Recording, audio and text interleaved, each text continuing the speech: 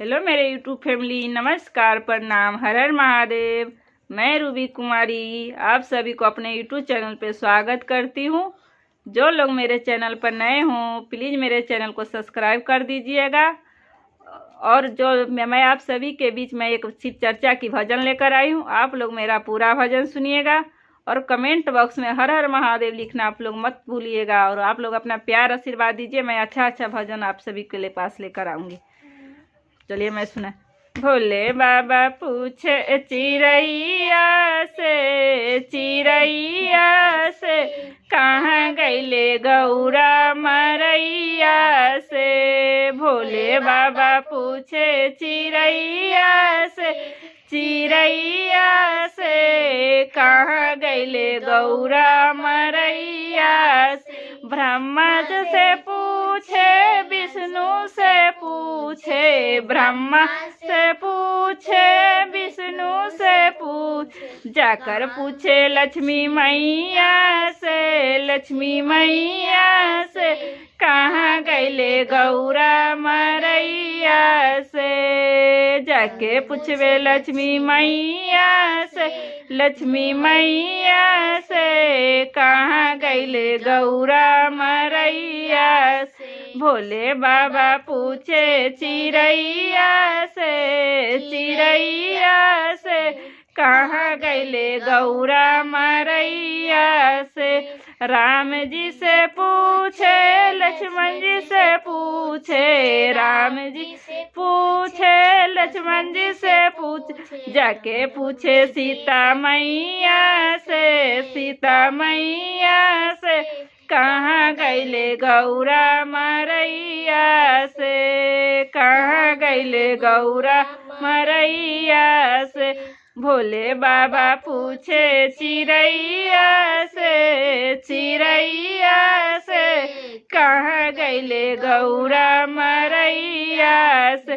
कान्हा से पूछे बलराम से पूछे, कान्हा से पूछे बलराम से पूछे, जाके पूछे राधा मैया से कहाँ गईले गौरा मरैया से। जाके पूछे राधा मैया से कहाँ गईले गौरा मरैया से। भोले बाबा पूछे चिड़ैया से कहाँ गईले गौरा मरैया से। गणेश जी से पूछे कार्तिक जी से पूछे, गणेश जी से पूछे कार्तिक जी से पूछे, जाके पूछे रिद्धि सीधी मैया से कहाँ गईले गौरा मरैया से। भोले बाबा पूछे चिड़ैया से कहाँ गईले गौरा मरैया।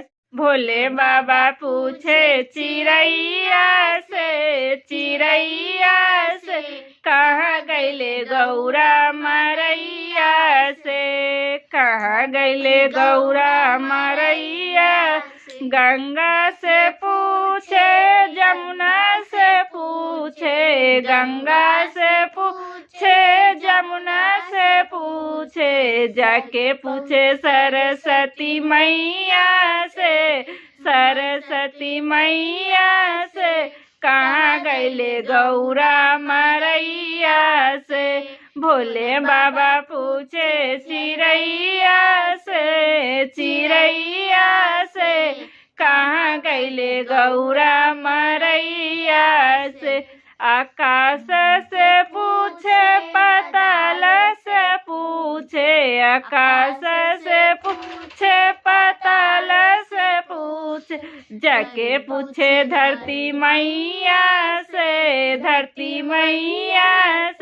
कहाँ गईले गौरा मरैया से। भोले बाबा पूछे चिड़ैया से कहाँ गईले गौरा मरैया से।